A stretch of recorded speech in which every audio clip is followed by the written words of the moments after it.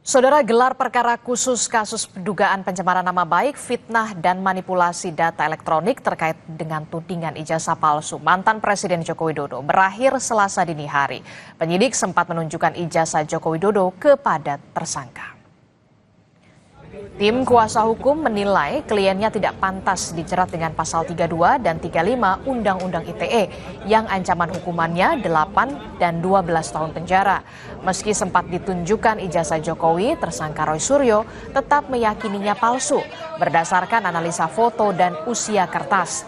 Namun mantan Menteri Pemuda dan Olahraga ini mengaku tidak diizinkan untuk memegang, terlebih memotret ijazah. Gelar perkara khusus dilaksanakan dalam 2 tahap untuk masing-masing klaster tersangka.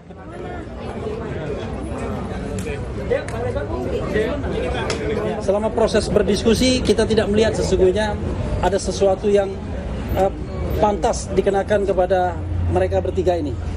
Terutama misalnya pengenaan pasal 32 dan 35. Karena dari uraian pihak lawan, mereka sebenarnya melakukan pengaduan-pengaduan ya penghinaan, pencemaran nama baik dan lain sebagainya. Tiba-tiba jumping up dengan pasal 32 dan 35. Tetapi ternyata pasal itu dimintakan oleh Pak Jokowi juga. Nah, hasil dari kami tentang 99,9% palsu itu tidak berubah, tidak bergeser 1 mili pun. Ya, bahkan sampai the last minute, kami akhirnya sama seperti klaster 1 tadi, dipertunjukkan sebuah barang yang diklaim itu adalah ijazah asli, katanya ijazah analog dari seorang yang namanya Joko Widodo. Senin siang, Polda Metro Jaya melakukan gelar perkara khusus kasus tudingan ijazah palsu Presiden ke-7 Republik Indonesia Joko Widodo. Gelar perkara khusus ini merupakan permohonan yang disampaikan kubu Roy Suryo CS yang jadi tersangka kasus tudingan ijazah palsu Jokowi. Roy Suryo mengaku akan memanfaatkan gelar perkara khusus ini untuk menyanggah pasal-pasal yang digunakan polisi untuk menetapkannya sebagai tersangka kasus dugaan ijazah palsu Jokowi.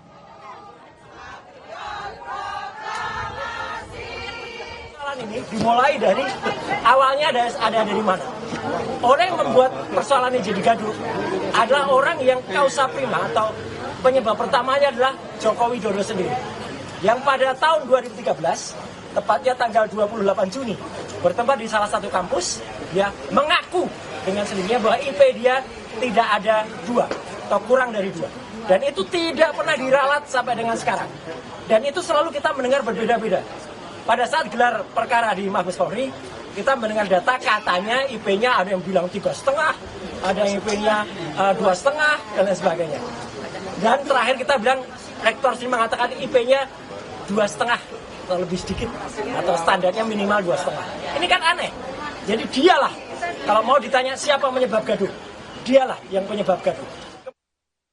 Kami berharap ya hal yang sama tidak terjadi pada gelar perkara khusus di Barreskrim pada 9 Juli 2025, yaitu ijazah analog dari Pak Joko Widodo tidak ditampilkan, transkrip nilai tidak juga ditampilkan, dokumen pendukung KKN juga tidak ditampilkan, dan satu pun pada saat itu tidak ditampilkan.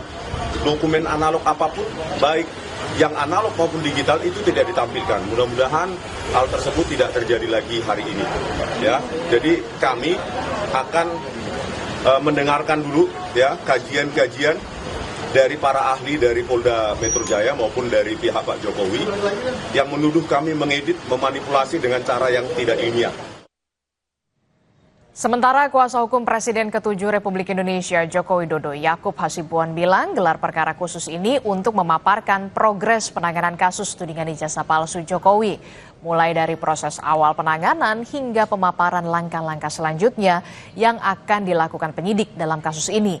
Yakub menyebut gelar perkara khusus tersebut bukan sebagai bentuk pembuktian perkara tudingan ijazah palsu kliennya.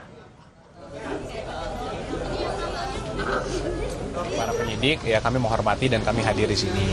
Namun kan kita semua sudah tahu bahwa gelar perkara ini adalah hanya pemaparan dari para penyidik untuk memperlihatkan nih dari awal sampai sekarang ini apa yang telah dilakukan dan langkah-langkah selanjutnya seperti apa. Jadi ini bukan pemeriksaan eksaminasi mengenai perkaranya, bukan pembuktian perkaranya, karena pembuktian nanti di pengadilan. Jadi kalau ada narasi seakan-akan di sinilah nanti akan dilihat apakah sudah dilakukan, sudah benar atau tidak, itu salah narasinya. Jadi kita hanya melihat saja nih pemaparan dari para penyidik. Saudara, jangan kemana-mana. Sapa Indonesia Pagi yang segera kembali dengan informasi lainnya. Salah satunya Presiden Prabowo Subianto dalam rapat kabinet menegaskan pemerintah masih mampu mengatasi bencana Sumatera sehingga belum perlu bantuan negara lain.